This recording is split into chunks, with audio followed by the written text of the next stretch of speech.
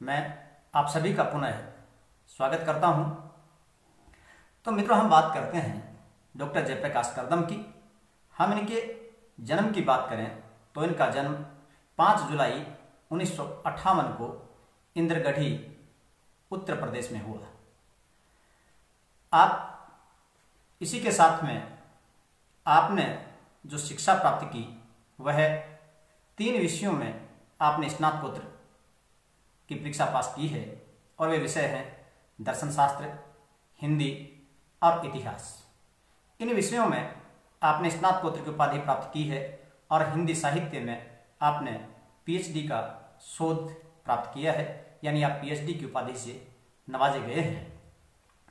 आप वर्तमान में अगर हम बात करें तो आप केंद्रीय हिंदी प्रशिक्षण संस्थान नई दिल्ली में निदेशक के पद से अभी हाल ही सेवानिवृत्त हुए हैं और आप एक ऐसे साहित्यकार हैं जिन्होंने न केवल कविता पर अपितु कविता, कहानी, उपन्यास, आलोचनात्मक टिप्पणियाँ, आलोचनात्मक ग्रंथ, अनुदित पुस्तकें, इन सब की रचनाएं आपने की हैं।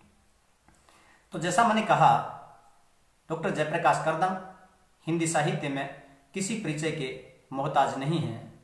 आपकी जो रचनाएं हैं, आपकी कविताएं हैं, यानी मैं कहूँ कि आपका साहित्य है तो वह देश विदेश, यहाँ हमारे विद्यालय पाठ्यक्रम के साथ ही विश्वविद्यालय पाठ्यक्रम में तो है ही, इसी के साथ आप सभी को यह जानकर बहुत खुशी होगी कि जयप्रकाश करदम का साहित्य विश्व के अनेक विश्वविद्यालयों में पढ़ाया जाता है, जो हम सबके लिए गौरव की बात है। तो जयप्रकाश करदम की कविता की हम बात करें तो उनका कविता संग्रह है गूंगा नहीं था मैं, तिनका आग, बस्तियों के बाहर है और खंड काव्य का नाम इनका राहुल है। इसी के साथ इन्होंने जो उपन्यास लिखे हैं उनमें करुणा, छप्पर, उत्कोच, शमशान का रहस्य जो कि एक बाल उपन्यास है, और आपका कहानी संग्रह का नाम है तलाश और खरोंच। और यात्रा वृत्तांत की हम बात करें तो आपने यात्रा वृत्तांत भी लिखा है जिसका नाम है जर्मनी में दलित साहित्य, अनुभव और स्मृतियां, और आपका एक साक्षात्कार भी प्रकाशित है जो मेरे संवाद नाम से प्रकाशित है। आपके ऊपर विभिन्न विद्यार्थियों ने विभिन्न विश्वविद्यालयों में शोध कार्य किए हैं। इसी के साथ आपने अनुदित पुस्तकें भी लिखी हैं, यानी आपने अनुवाद भी किया है और आपने इसी के साथ में पुस्तकों का संपादन भी किया है।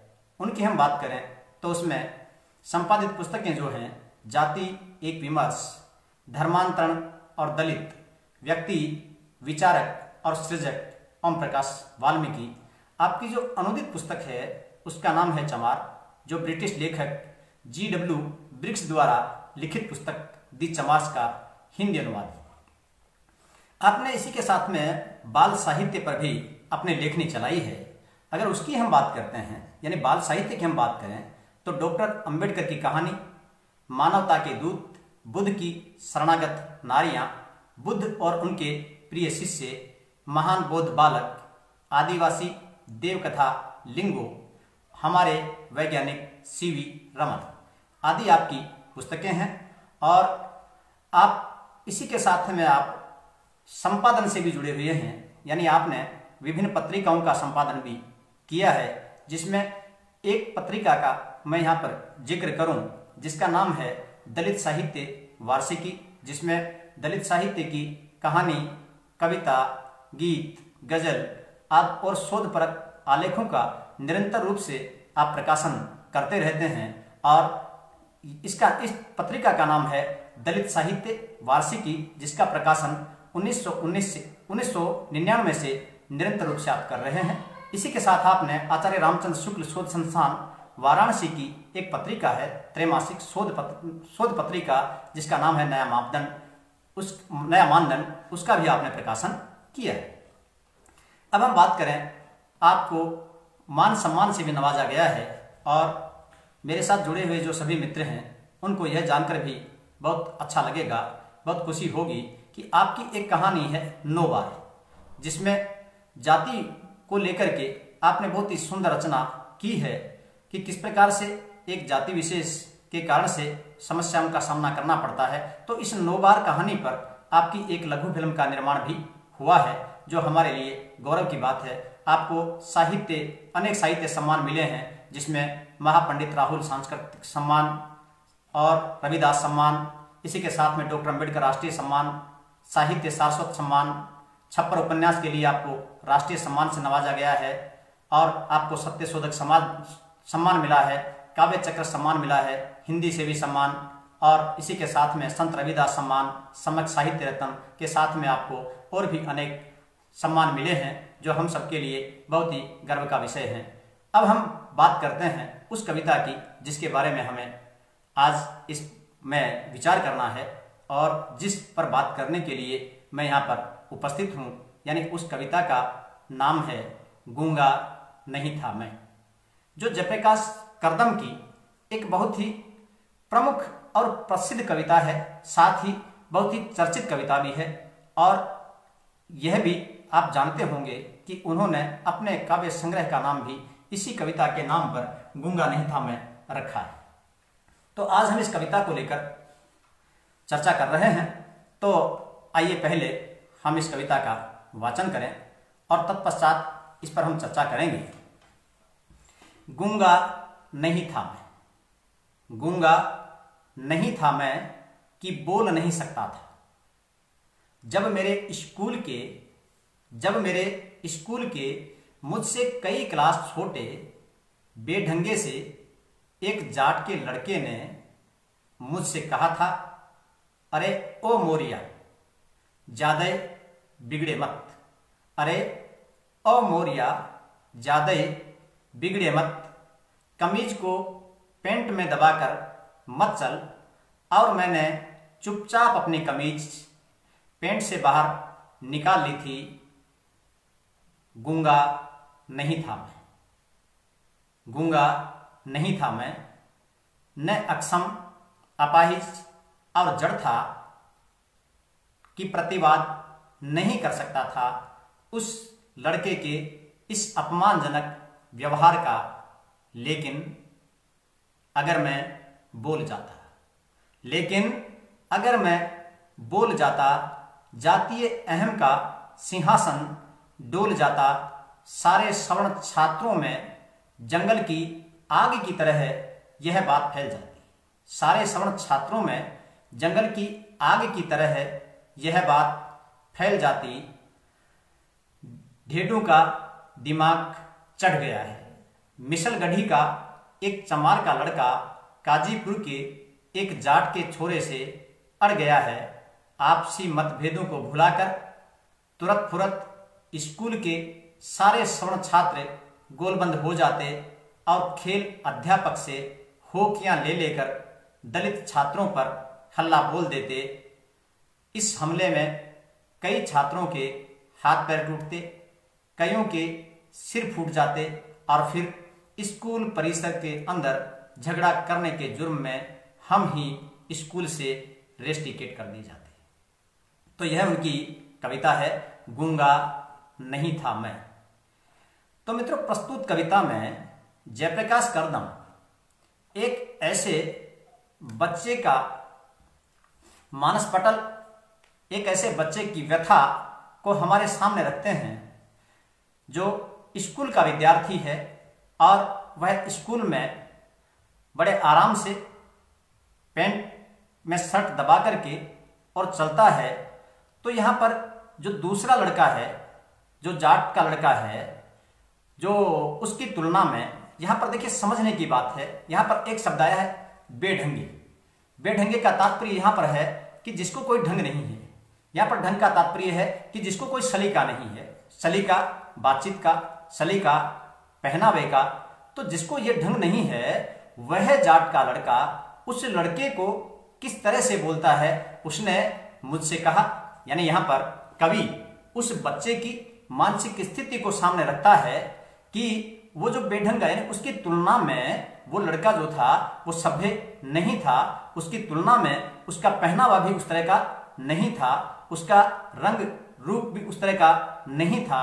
उसके बावजूद भी उस लड़के को उस दलित विद्यार्थी के द्वारा पेंट में जो शर्ट उसने दबा ली है वह उसको पसंद नहीं है और उसने मुझसे कहा, अरे ओ मोरिया, ज्यादा बिगड़े मत।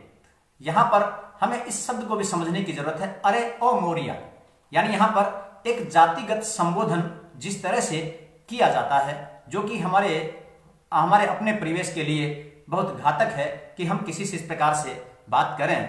तो वह बच्चा जब ये कहता है, अरे ओ मोरिया, ज्यादा बिगड़े मत, कमीज को पेंट में दबाकर मत चल। उसके इतना कहने पर कवि आगे लिखता है कि मैंने चुपचाप अपने कमीज पेंट से बाहर कर ली थी। यहां कवि देखिए कहता है, और मैंने चुपचाप अपनी पेंट कमीज से बाहर कर ली थी, गूंगा नहीं था मैं। यहां पर कवि अपने इस शीर्षक को पुनः कहता है, गूंगा नहीं था मैं। यानी समझने की बात यह है, कवि कहना चाहता है कि उस लड़के के द्वारा ऐसा कहने के बावजूद ऐसा नहीं था कि मैं उसको जवाब नहीं दे सकता था।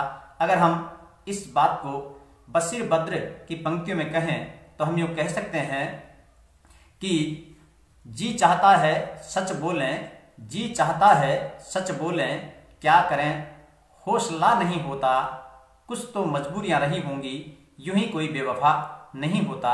यहां पर भी इस बच्चे के सामने कुछ इस प्रकार की मजबूरियां हैं जिसके कारण से वह उस बच्चे का प्रतिकार नहीं कर सकता है, उसको जवाब नहीं दे सकता है। या अगली पंक्तियों में कवि ने उनको स्पष्ट करते हुए कहा है कि गूंगा नहीं था मैं, न अक्षम, अपाहिज या जड़ था, जड़ मूर्ख, न अपंग था, न अपाहिज था और न अक्षम था, न जड़ था, कि प्रतिवाद नहीं कर सकता था उस लड़के के इस अपमानजनक व्यवहार का। लेकिन अगर मैं बोल जाता जातीय अहम का सिंहासन डोल जाता। यहां पर जातीय अहम को समझना बहुत महत्वपूर्ण है। कवि ने उस बच्चे के द्वारा जो हमारे देश में जो जातीयता है उसके ऊपर एक तीखा प्रहार किया है कि जिस प्रकार से लोग अपनी जाति को सर्वश्रेष्ठ समझते हैं। और अगर हम हमारे देश की बात करें तो यहाँ पर प्रत्येक जाति अपने आप को दूसरी जाति से श्रेष्ठ समझती है। और दलितों की जो यहाँ तक हम बात करें तो बहुत से स्थानों पर आज भी उन्हें बराबरी का दर्जा प्राप्त नहीं है। कवि इसी बात को उस बच्चे के माध्यम से कहता है कि अगर मैं बोल जाता तो आशंका किस बात की थी, जातीय अहम का सिंहासन डोल जाता, सारे सवर्ण छात्रों में जंगल की आग की तरह यह बात फैल जाती, ढेडों का दिमाग चढ़ गया है। अब यहां पर हम पुनः इस शब्द की बात करते हैं। यद्यपि संविधान के द्वारा ऐसे शब्दों पर प्रतिबंध लगाया गया है, परंतु उसके बावजूद भी ये जो शब्द हैं ये अनेक बार जातीय जो अहंकार है उसे दर्शाते हैं और दूसरे लोगों को जो कमतर समझने की भावना है उस भावना को हमारे समक्ष रखते हैं। तो यहाँ पर कवि फिर कहते हैं कि मिसलगढ़ी का एक चमार का लड़का काजीपुर के एक जाट के छोरे से अड़ गया है। और बात क्या फैलती, यहाँ पर महत्वपूर्ण बात यह है कि मिसलगढ़ी का नाम यहाँ पर लिया है कवि ने और दूसरा नाम लिया है काजीपुर का। यानी यहाँ पर केवल जातीय बात नहीं होती, जातीय अहंकार की बात तो होती ही, पर उसी के साथ में एक बात और होती, मिसलगढ़ी और काजीपुर इन दोनों स्थानों में जिस प्रकार से यह बात फैलती और जिस प्रकार से क्षेत्र के आधार पर वे लोग एकजुट हो जाते और एकजुट होकर आपसी मतभेदों को भुलाकर, कवि लिखता है आपसी मतभेदों को भुलाकर तुरंत स्कूल के सारे स्वर्ण छात्र गोलबंद हो जाते। यानी वैसे हमारे देश में बहुत मतभेद हैं एक दूसरे को लेकर के, प्रत्येक जाति में प्रत्येक समाज में अपने मतभेद हैं, परंतु प्राय ये देखा जाता है कि लोग धर्म के नाम पर, लोग जाति के नाम पर जिस प्रकार से गोलबंद होते हैं, जिस प्रकार से एक साथ होते हैं और वे अन्याय अत्याचार की परवाह नहीं करते हैं, वे इस बात की परवाह नहीं करते हैं कि कितना सही है कितना गलत है, हमें किस बात का समर्थन करना चाहिए किस बात का समर्थन नहीं करना चाहिए। यानी जातीयता के नाम पर जिस प्रकार से आदमी अपना विवेक खो देता है, उस विवेकहीनता का चित्रण इस कविता में कवि ने बेखूबी किया है। यानी यहां पर हम देखते हैं कि सारे के सारे सवर्ण छात्र अपने में मतभेद होने के बावजूद भी सारे मतभेद भुला देते, सारे जो उनकी आपसी कटुता थी, उस सारी कटुता को वे लोग भुला देते और क्या करते, खेल अध्यापक से होकियां ले लेकर दलित छात्रों पर हल्ला बोल देते। वे सारे के सारे छात्र अपनी जाति के नाम पर एक होकर, क्षेत्र के नाम पर एक होकर और कमजोर वर्ग समझ करके इन बच्चों को और इन पर हमला बोल देते। और उसका परिणाम क्या होता, उसका दुष्परिणाम क्या होता, दलित छात्रों पर हल्ला बोल देते। इस हमले में कई छात्रों के हाथ पैर टूटते। यहां पर बहुत महत्वपूर्ण बात कवि कहता है बाल मन से। यहां पर हम एक बात जरूर समझें कि कवि ने उस बच्चे की स्थिति का कितने अच्छे ढंग से चित्रण किया है। एक बच्चा जो बहुत कम उम्र का रहा होगा, स्कूल में पढ़ने वाला बच्चा, जिसको बहुत ज्यादा समझ नहीं है, पर उसके बावजूद भी उस बच्चे को इतनी समझ है कि अगर वह ऐसा करता, यानी उस बच्चे का, उस जाट के लड़के के द्वारा अपशब्द कहने पर, उसके अधिकारों का हनन करने पर अगर वह उसको टोकता, उसको रोकता, तो उसका दुष्परिणाम यह होता कि सारे के सारे जो छात्र थे, स्वर्ण छात्र थे, वे गोलबंद हो जाते और दलित छात्रों पर हल्ला बोल देते। और उसका दुष्परिणाम यह होता कि कईयों के इस हमले में कई छात्रों के हाथ पैर टूटते, कईयों के सिर फूट जाते। और सबसे महत्वपूर्ण बात, और फिर स्कूल परिसर के अंदर झगड़ा करने के जुर्म में हम ही स्कूल से रेस्टिकेट कर दिए जाते। मैं समझता हूं इस कविता में ये जो अंतिम पंक्तियां हैं ये बहुत महत्वपूर्ण है। ये अंतिम पंक्तियां हमारी पूरी न्याय व्यवस्था पर सवाल खड़ा करती हैं। ये सवाल खड़ा करती हैं हमारे मैनेजमेंट पर, ये सवाल खड़ा करती हैं स्कूल के मैनेजमेंट पर, ये सवाल खड़ा करती हैं हमारी जातीय मानसिकता पर, जहां गुरुजनों के पास में बच्चा अपने आप को बहुत महफूज समझता है, परंतु प्रस्तुत कविता में कवि ने ऐसा नहीं किया है। और अगर मैं बात करूं तो ये बहुत हद तक बात ठीक भी है, चाहे उसके कारण उन अध्यापकों पर दबाव हो, समाज का दबाव कह सकते हैं, या और किन्हीं अप्रत्यक्ष बातों का दबाव कह सकते हैं, भले उनका भी जातीय सपोर्ट कह सकते हैं, परंतु कवि इस बात को कहता है कि झगड़ा करने के जुर्म में हम ही स्कूल से रेस्टिकेट कर दिए जाते, यानी यहां पर भी न्याय मिलने की जो उम्मीद थी वह नहीं होती। तो यहां पर इस कविता में दो तीन बातें मैं समझता हूं बहुत महत्वपूर्ण है कि जातीय संघर्ष की आशंका, यानी ये जो बच्चा जो स्कूल का विद्यार्थी है उसे जातीय संघर्ष की आशंका है और यह आशंका बनी रहती है। और दूसरी बात है यहां पर कि वहां पर सभी छात्रों के चोटिल होने की जो आशंका थी वह थी, और इसी के साथ में विद्यालय प्रशासन के द्वारा भी न्याय नहीं मिलने की वहां पर पूरी आशंका थी कि स्कूल प्रशासन के द्वारा भी उस बच्चे को न्याय नहीं मिलेगा।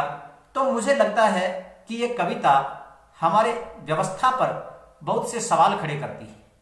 और यह बात सही है कि बहुत बार ऐसा होता भी है जब सब कुछ सहन करने के बावजूद भी अपने भविष्य को ध्यान में रखने पर आदमी को, व्यक्ति को सब कुछ सहन करना पड़ता है।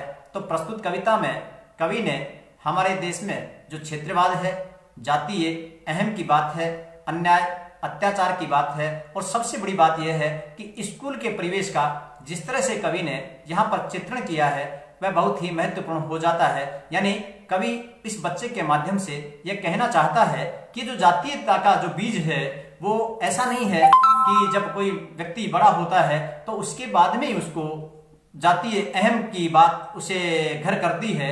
यहाँ प्रस्तुत कविता में हम देखते हैं कि ये जो बच्चे हैं, ये छोटे छोटे बच्चे हैं, यहीं से इनके जातीय जो दम्भ है, जातीय जो अहंकार है, इसकी भावना इनमें घर कर जाती है, जो कि हमारे एक नए समाज के लिए, हमारे अच्छे समाज के लिए बहुत ही घातक है। तो प्रस्तुत कविता में कवि ने अपनी बात को बहुत ही अच्छी तरह से रखा है। और इसी के साथ में हम अगर कहें पंत के शब्दों में कि वियोगी होगा पहला कवि, आह से उपजा होगा गान, उमड़ कर आंखों से चुपचाप वही होगी कविता अनजान, मैं ये तो नहीं कहता कि हमारी हिंदी कविता पर यह कहावत पूरी तरह से चरितार्थ होती है, परंतु इतना अवश्य है कि यह दलित कविता के संदर्भ में पूरी तरह से यह बात चरितार्थ होती है कि यहाँ पर जो भी कविता है, जो भी साहित्य है, वह एक दर्द से उपजा है और वह दर्द कवि का, साहित्यकार का अपना दर्द है। वह एक अनुभव से उपजा हुआ साहित्य है और यही अनुभव हमें कमोबेश इस कविता में भी देखने को मिलता है और मुझे लगता है कि यह अनुभव भी शायद कवि का अपना ही रहा होगा। तो इस कविता के माध्यम से कवि ने एक जातीय अहंकार को छोड़कर, क्षेत्रवाद को छोड़कर और इन बच्चों में नए संस्कार डालने के साथ ही एक नए समाज के निर्माण का, यानी इन सारी बातों को छोड़कर नए समाज के निर्माण पर इन्होंने बल दिया है। आप सभी मेरे साथ में जुड़े, आपने मुझे सुना, इसके लिए आपका धन्यवाद। मिलते हैं आने वाले दिनों में एक और नए फेसबुक लाइव पर। आप सभी के प्यार के लिए मैं आप सभी का पुनः आभार व्यक्त करता हूं। Thank you.